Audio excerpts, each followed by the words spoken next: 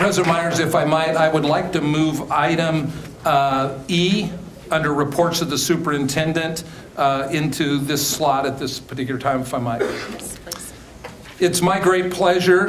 We're very fortunate to have House District 106 Representative Pat Fallon with us tonight, and he's going to give us a little bit of an overview of the legislative session that's underway. In fact, he's got to fly out here tonight yet to get back for tomorrow. And most of you know Pat and know what a great community person he is, and something that most people in here, even the people that work for Little Elm ISD, we have a thing called an excellence coin, Pat. And on it just says excellence. It's got our Little Elm emblem, then Little Elm ISD, and then it has our mission statement on the back about our work to engage, equip, and empower each student to realize their full potential. And where this idea came from was I heard Pat talk at an event one time, and he said, to words similar to this, he said, if you want excellence, then you have to reward the excellence when you see it that's already in your organization. And that's where I got the idea for these excellence coins from, was from a talk that Pat gave. He just does a great job. He's very supportive of us, and he has a very tough job. But one of the things that I know from knowing Pat is he's one of those that makes no rash decisions and balances everything. And I know there's lots of things that tear at him, that he has to make decisions on to set budget and work through things. But the one thing that you can be assured of is that he weighs each one of those things as he makes a decision and does what's best, what he thinks for the state of Texas and the people here. He's a great Texan and a great American, and we're fortunate in House District 106 to have Pat Fallon as our representative. Pat?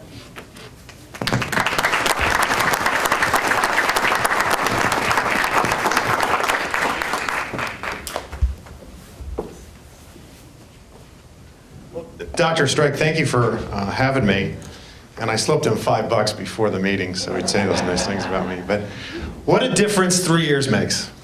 I remember the first time that I attempted to address the Little Elm School Board 3 years ago, and not, talk about the water that's been spilled, but there is a dramatic difference in the leadership in this school district from now, from what it was back then, and it is remarkably improved.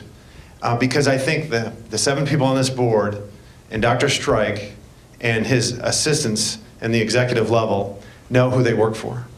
And they work for you. And I work for you.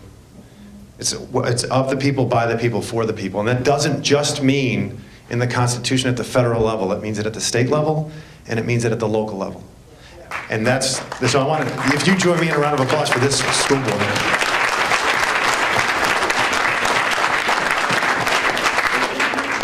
Thank you for all that you do. They don't get paid to do this. I get $600 a month. I tell my wife it's 60,000 pennies. Makes it sound like it's more. But the job that we do is important. We aren't. And unfortunately, not enough people get that when they do serve. Because if I get hit by a bus tomorrow, there'll be a special election and you'll have a new state rep.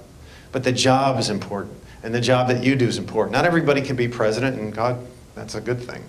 But we need people to serve on school boards. We need people to volunteer here at schools and in the churches and in youth sports leagues. Because if we don't have that, we don't have a country and we don't have a community. And we saw, all of us firsthand, out of a tragedy that happened last week, best that our community has. When you saw El Dorado today lined with people from West Little Elm all the way to the tollway, showing how much they appreciate those that go into harm's way for us. That was heartwarming, and we've all been witness to that. We've borne witness to the best of who we are in the last week. And let's pray that that never, ever happens again. So thank you for that as well. And our children, we say it all the time, our children's our future. Well, we need to be there for them so we can have a better and brighter future. And I just want to share with you very quickly, so thank you for all that you do. And it's refreshing to work for a community like this, and a school board like this, and a superintendent like this that get it. And you guys are very fortunate. Down in Austin, there are 150 state reps, and there are 31 state senators. The one big difference other than numbers are state senators tend to wear little British powdered wigs and think they're a rather big deal. And in fact, I get a little hesitant when I go onto the House or the Senate floor. We have privileges on each chamber.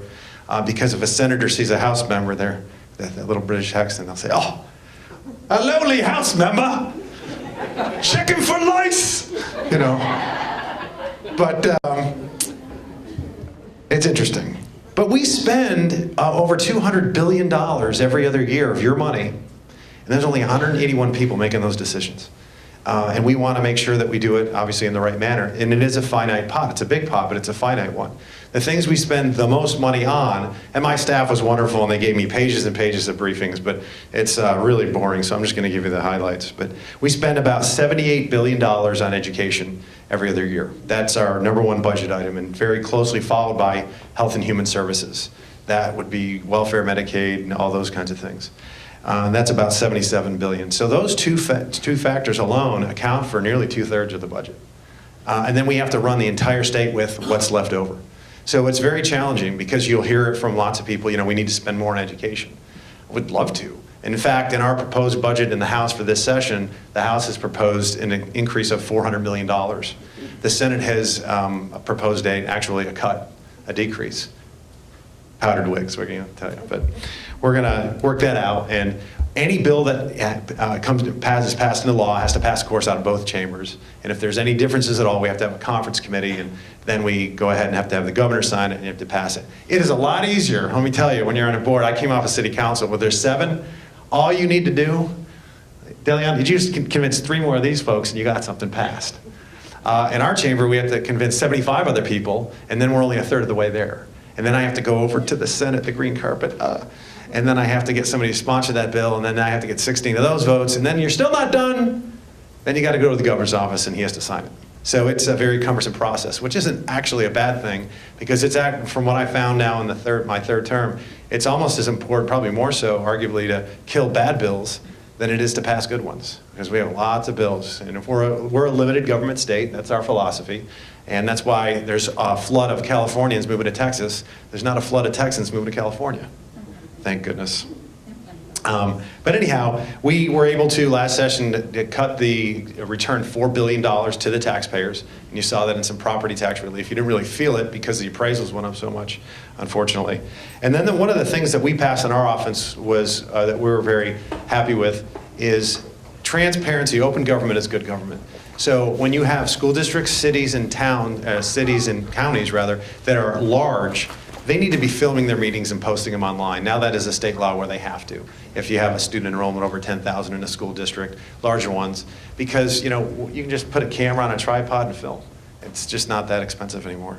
But and then the thing that talking about Detective Walker, the thing that was wonderful to work with this school board on, and the cities of Little Elm and the Colony and Frisco, was renamed officially 423. The official name of 423 is the Sergeant Enrique Mondragon Memorial Highway.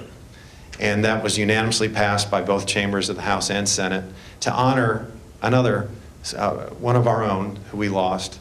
That's the best of us. Sergeant Mondragon was killed in Afghanistan on December 24th, Christmas Eve, 2012. And every time I see that now on your GPS, if you've noticed, it'll say, Sergeant Enrique Mondragon Memorial Highway, and it just warms your heart to know that, again, we've come together and honored him. And then our session priorities, unfortunately, we're not going to have as much money in the coffers as we did last session. They're saying it's about maybe $5-6 billion less than we thought. We have something called a rainy day fund, which is essentially the state savings account, and that's at about $13 billion right now, very healthy. There were, believe it or not, legislators that wanted to spend it all to zero, but that's just like what you do in your private life. You have to have a savings account, and we fortunately have that, and we're probably going to need to tap into it a little bit this session. And that's due primarily to the low prices in oil. So that's a great thing at the pump, a little bit harder in the coffers when we spend them every other year. But I will tell you that it is an absolute honor to serve you in the State House. Deepest professional honor I've had of my life. It is tough. I'm flying down here right after this meeting. When you have little kids, I have a 10-year-old and a 7-year-old, but that's also why you do it. And they love it when they get to go down because they can come in the members' lounge and get free ice cream. There's free ice cream over here. So I don't eat it because then I would not fit my suit, which is problematic. But last, I want to share with you that we were able to raise due to a lot of the folks in this room donating $105,000 for pediatric cancer research last year. And I did something crazy. I ran a bunch of marathons, never had run them before. I'm too old for that stuff anyway. But I ran 7 marathons in 7 days on 7 continents. And it's completely unfair because I only had 2 knees, but beyond the point. But the reason I mention that is not only because there's a lot of kids in the room, and that was really, again, seeing the best of us, but that was exactly 1 year ago today that we started the marathons and finished in Antarctica. And the group that's doing it this year finished today, and they all made it in time. And just looking at the pictures made me extraordinarily cold. And I wouldn't recommend you ever going to Antarctica and running a marathon. Don't do that. It wasn't smart. But I do have a gift for the school board. We have an official resolution from the state of Texas that we passed, and it's a little bit verbose, but I will read the first and last paragraph. Resolution, State House of Texas. Whereas school boards play an integral role in the education of our children, and the observance of School Board Recognition Month in January 2017 offers a welcome opportunity to honor the trustees of the Little Elm Independent School District. There's 4 or 5 more paragraphs that just say you guys are awesome, best thing since sliced bread. There hasn't really been a great crew of people that, like you, and the ones that invented the wheel were really good, and then y'all. And then at the end it says, resolved that the Little Elm Independent School Board of Trustees be honored in the occasion of School Board Recognition Month, and that its members be extended sincere appreciation for their outstanding service to our community. So thank you very much. Again, if you could join me in a round of applause.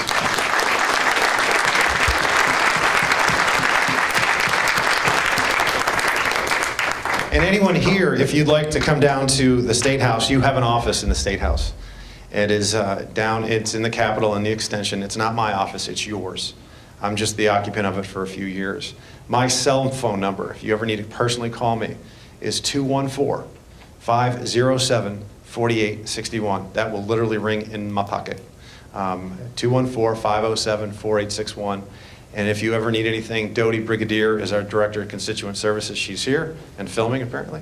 And Shannon Sorrell is our Chief of Staff. Our office is in the Little Elm Town Hall as well. Again, thank you very much. This is a great night, and we very much appreciate it. And remember that you have an office, and we all know here who we work for. God bless you. Thank you.